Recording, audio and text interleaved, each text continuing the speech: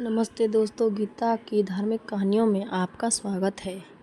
आज हम बताते हैं मंगला गौरी व्रत विधि, पौराणिक व्रत कथा और उद्यापन विधि। मंगला गौरी व्रत धार्मिक शास्त्रों के अनुसार हर साल सावन मास में पड़ने वाले सभी मंगलवार के दिन मंगला गौरी व्रत रखा जाता है। श्रावण मास की तरह इस मंगला गौरी व्रत का महत्व माना गया है। यह व्रत माता पार्वती यानी गौरी को प्रसन्न करने के लिए किया जाता है।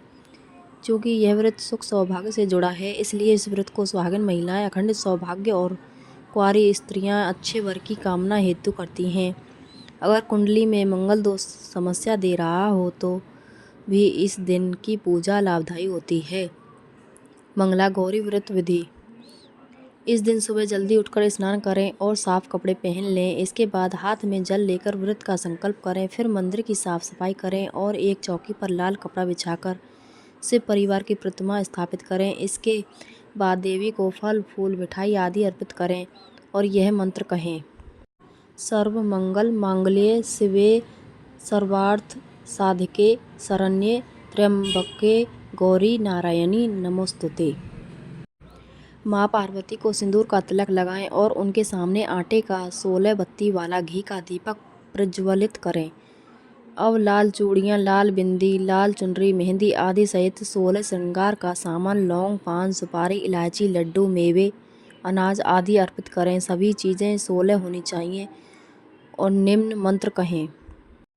अर्थात मैं अपने पति, पुत्र, पौत्रों की सौभाग्य वृद्धि और मंगला गौरी की कृपा पाने के लिए इस व्रत को करने का संकल्प लेती हूँ। इसके बाद मंगला गौरी व्रत की कथा सुने। पूजा के दौरान माँ मंगला गौरी से सौभाग्य की प्रार्थना करें। दिन भर व्रत करें और केवल एक समय सायंकाल ही भोजन करें। मंगला गौरी की पौराणिक व्रत कथा। एक समय की बात है, एक शहर में धर्मपाल नाम का एक व्यापारी रहता था। उसकी पत्नी काफ़ी खूबसूरत थी और उसके पास काफ़ी संपत्ति थी, लेकिन कोई संतान न होने के कारण वे दोनों अत्यंत दुखी रहा करते थे। ईश्वर की कृपा से उनको एक पुत्र की प्राप्ति हुई, लेकिन वह अल्प आयु था। उसे यह श्राप मिला था कि 16 वर्ष की उम्र में सांप के काटने से उसकी मौत हो जाएगी। संयोग से उसकी शादी 16 वर्ष से पहले ही एक युवती से हुई जिसकी माता मंगला गौरी व्रत किया करती थी। परिणाम स्वरूप उसने अपनी पुत्री के लिए एक ऐसे सुखी जीवन का आशीर्वाद प्राप्त किया था जिसके कारण वह कभी विधवा नहीं हो सकती थी। इस वजह से धर्मपाल के पुत्र ने 100 साल की लंबी आयु प्राप्त की। इस कारण से सभी नवविवाहित महिलाएं इस पूजन को करती हैं तथा गौरी व्रत का पालन करती हैं तथा अपने लिए एक लंबी, सुखी तथा स्थायी वैवाहिक जीवन की कामना करती हैं। जो महिलाएं इस मंगला गौरी व्रत का पालन नहीं कर सकती, उस महिला को श्री मंगला गौरी पूजा को तो कम से कम करना ही चाहिए। इस कथा को सुनने के पश्चात विवाहित महिलाएं अपनी सास एवं ननद को 16 लड्डू देती हैं। इसके उपरांत वे यही प्रसाद ब्राह्मण को भी ग्रहण करती हैं। इस विधि को पूरा करने के बाद व्रती 16 बाती वाले दीपक से देवी की आरती करती हैं। व्रत के दूसरे दिन बुधवार को देवी मंगला गौरी की प्रतिमा को नदी अथवा पोखर में विसर्जित किया जाता है। अंत में माँ गौरी के सामने हाथ जोड़कर अपने समस्त अपराधों के लिए एवं पूजा में हुई त्रुटियों के लिए क्षमा अवश्य मांगें। इस व्रत एवं पूजा के अनुष्ठान को परिवार की खुशी के लिए लगातार 5 वर्षों तक किया जाता है। अतः इस मंगला गौरी व्रत को नियमानुसार करने से प्रत्येक व्रती के वैवाहिक जीवन में सुख की बढ़ोतरी होती है तथा पुत्र पौत्रादि की प्राप्ति एवं पुत्र पौत्रादि का जीवन भी सुखपूर्वक व्यतीत होता है। ऐसी इस मंगला गौरी व्रत की महिमा वर्णित की जाती है। कथा के पश्चात शिव पार्वती जी की आरती और चालीसा करें।